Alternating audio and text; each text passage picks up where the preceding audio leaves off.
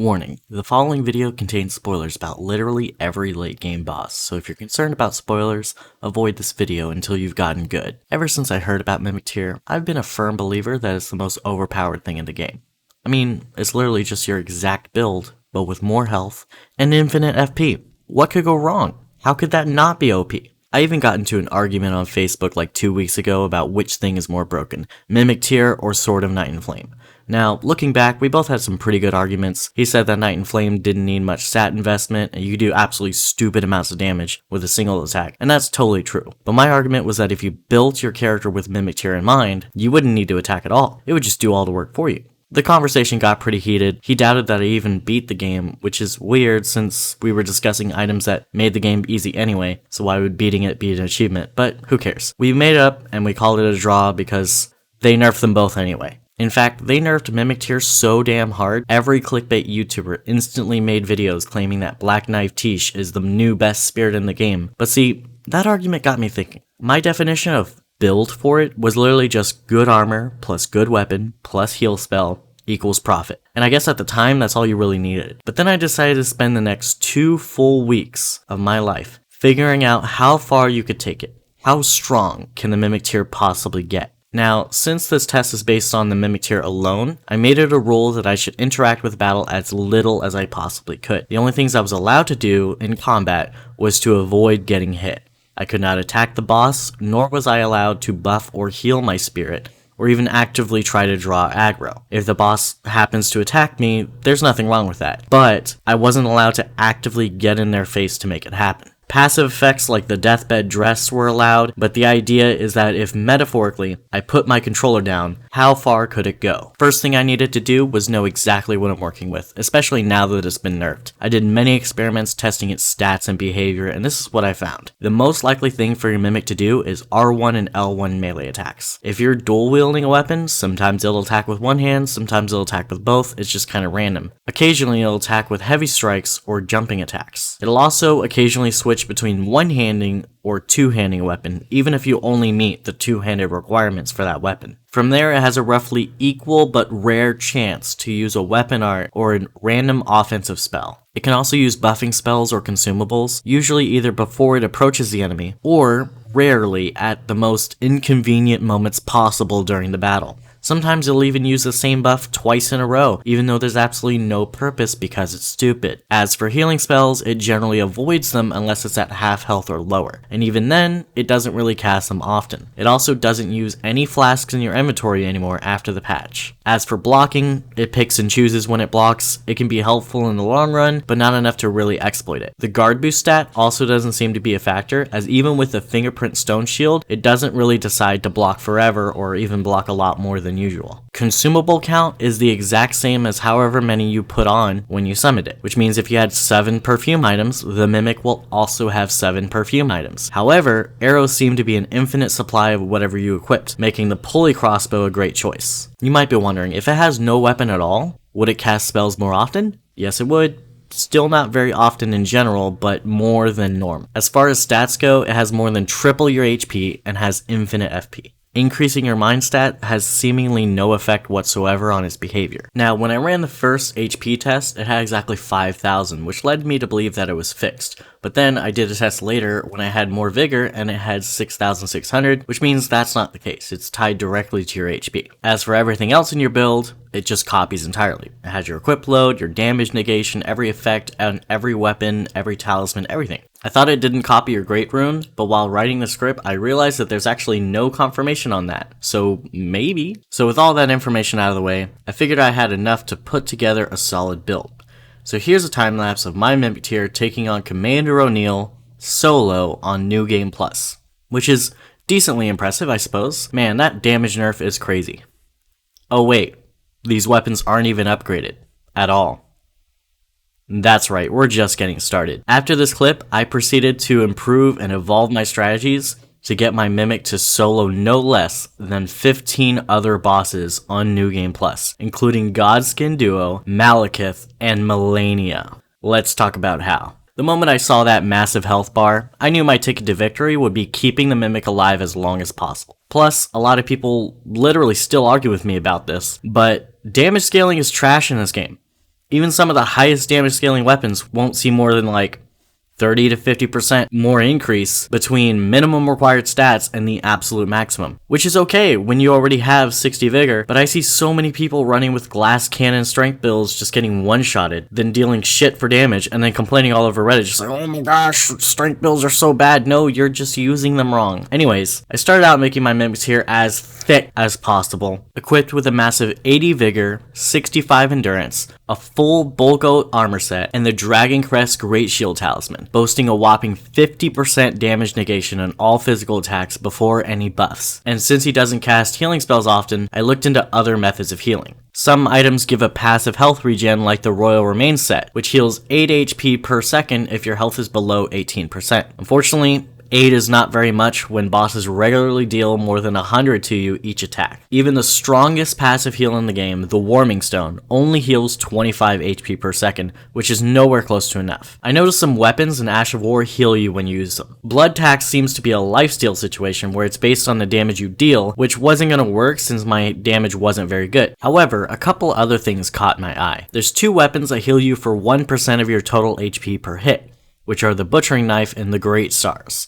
I decided to go with Great Stars since it also applies bleed, which means more damage. There's an Ash of War called Prayerful Strike, which heals you by a whopping 30% of your HP if you land the hit. And to top it all off, the move has increased poise. If I dual wield these, then I'll be healing 132 HP every time it does an L1 swing, and a whopping 1980 HP every time it lands the Prayerful Strike. If that's not enough healing, I don't know what is. With a build like that, Commander O'Neill went down just because my Mimic wouldn't die. Now, this build isn't entirely without flaws. The damage is still relatively low, and it still has to actually land the hits in order to get the healing, which means massive bosses that either move around a whole lot or have moves that can interrupt the Prayerful Strike are gonna pose a bigger threat. Now, I can't say exactly where my build was for most of these bosses, but I will tell you generally speaking what I've added to enhance this build. First of all, I've changed the offhand Great Stars to Cold Affinity because that's just better. Talismans that increase my defenses generally help. Talismans that increase my HP also help. The Godskin Swaddling Cloth gives you 5% HP after 5 hits, which basically means it's Great Stars, but again. And it stacks, which is really good, but on top of the fact that I can just use a different weapon to deal more damage and still get decent healing. Lord of Blood's Exultation helps for extra damage since the weapon does bleed the opponent. White Mask helps for the same reason, as it's only a 3% defense loss for a 10% attack increase. And finally, the most important thing, Ironjar Aromatic, which gives you a whopping 40% physical negation on top of increased poise for like 30 seconds. The only drawbacks are 1, that it fat rolls, which doesn't really change much, 2, that it slowly walks everywhere like a JoJo character. Finally, it's weak to lightning, which is only a problem if your enemy uses lightning attacks. During the process of upgrading my weapons and making these improvements, here's a quick montage of all the bosses I've beaten.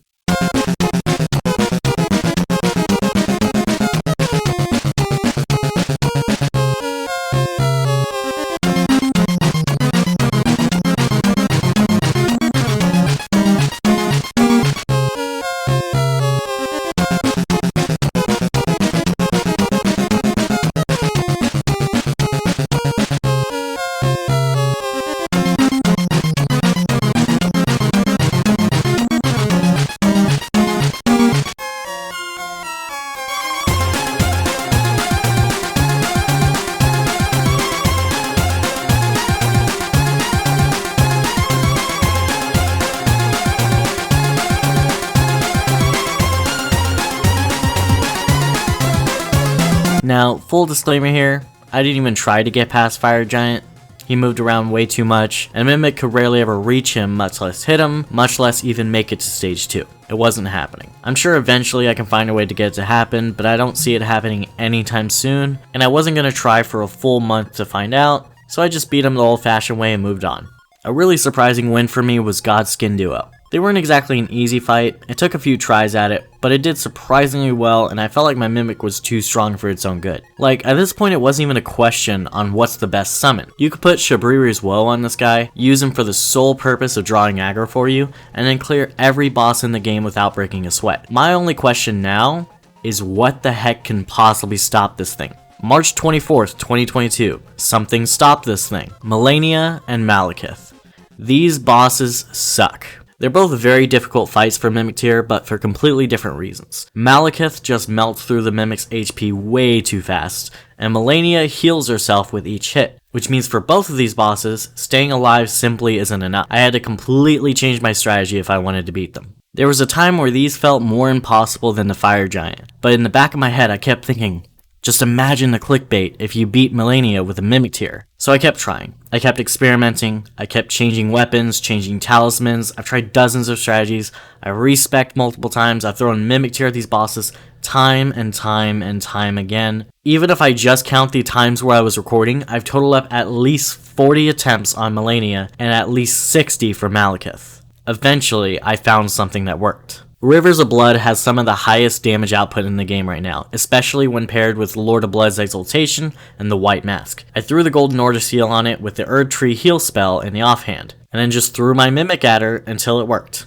After dozens of attempts, on March 28th, Malenia finally went down. You have no idea how absolutely livid I was watching this happen. With my newfound confidence, I knew it was only a matter of time before Malekith joined her. I went to go grab some Great Runes since I simply hadn't done that yet, and I found out that Mog's Rune actually gives a blood blessing to my summons, which not only heals me every time they get a kill, but it also gives them a 20% damage buff when they bleed an opponent, similar to the Lord of Blood's Exultation. In other words, it's free damage, which would have been great if I knew this when fighting Malenia, who's weak to bleed. But regardless, that's amazing news, and I immediately started using it. Now, I did add an extra rule where I was allowed to use a Blasphemous Claw to parry Malekith so long as I thought the attack was going to hit me. You can absolutely say this affected the RNG since getting parried leaves him open for a few seconds, but I make the rules, you don't, so get over it. Oddly enough, the winning run happened to be one where I landed 2 parries on Malekith, but honestly, considering how much health my Mimic Tier had, it was already a really good run and I was already probably going to win. With Malekith down and Malenia, full clickbait had been achieved. Now, I just had to finish the remaining bosses for extra credit. Next was Gideon, who was absolute weak noise. For being all-knowing, he didn't seem to know that he'd get his ass kicked by my clone on the first try.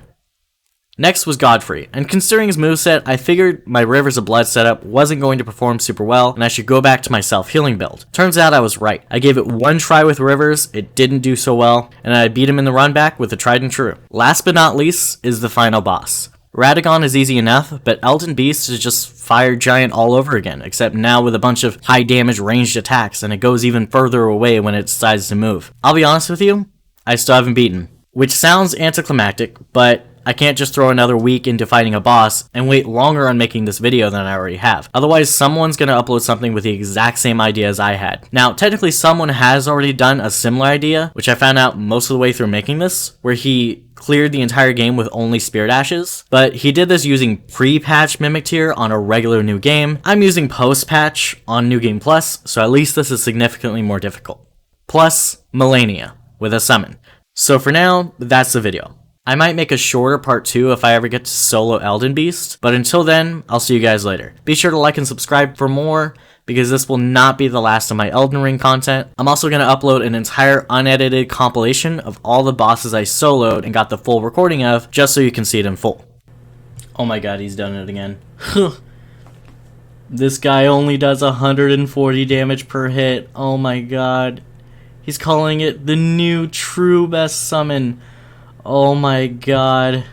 It's happening again. Nice job soloing a mid-game field boss. You didn't even do this one solo. You had to help him, and he still almost died. Best summon in the game, ladies and gentlemen. Wait, so Frenzy's overpowered. Secret OP items. Which, I mean, Ironjar, yeah. That just makes sense. The 3 best incantations. 6 incredible weapons, best armor set, and magma weapon. I mean, then again, there's only 2 magma weapons. And then, yeah, I mean, the Bulgar armor is the best set, but that's just math. Poison's overpowered. The true best weapon. The Ceases secretly might be the best weapon. How many times is something going to be the best weapon? Oh man, this video aged well. He literally puts 3 different summons better than Mimic Tier. Oh boy. Not to trash on this guy, I mean, I understand He's a YouTuber. He's got to make his money. But holy shit. Okay, so this weapon actually looks kind of nice. Not because it's a good weapon.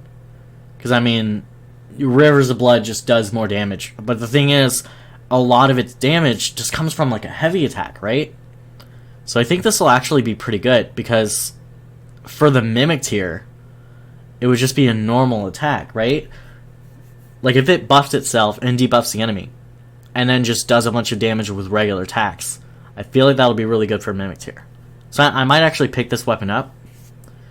So that's pretty cool. But I definitely don't see anyone using this for like a regular build. I mean, Rivers of Blood. What's the arcane requirement on that one?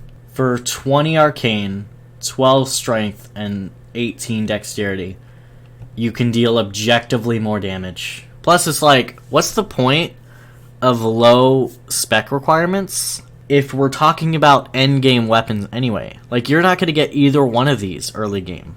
Either way, though, I'm probably going to get it.